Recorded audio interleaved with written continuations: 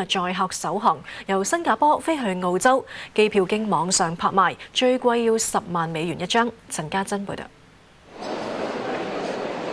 新加坡航空公司安排 A380 首航飛去澳洲悉尼，全程7個半鐘，乘客一早喺樟宜機場辦理登機手續。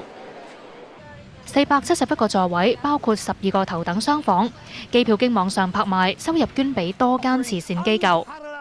最貴嘅機票由一個英國商人以10萬美元投得，而最平嘅只係需要560美元。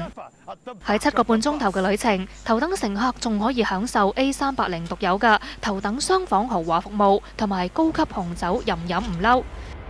編號 SQ380 最靜同最慳油嘅客機喺8點16分為航天史揭開新一頁。Very excited. Been flying about 40 years, and my first flight was on the DC-6, 54 passengers, and now 500. Huge difference. Yes, it's first flight on the biggest passenger plane in the world, so we're very happy to be part of it. 我非常興奮，可以在新航 A380 第一趟班機飛往悉尼。今次首航有4個機師，空中服務員亦都由原本正常嘅23人增至31人。有線電視記者陳家珍報導。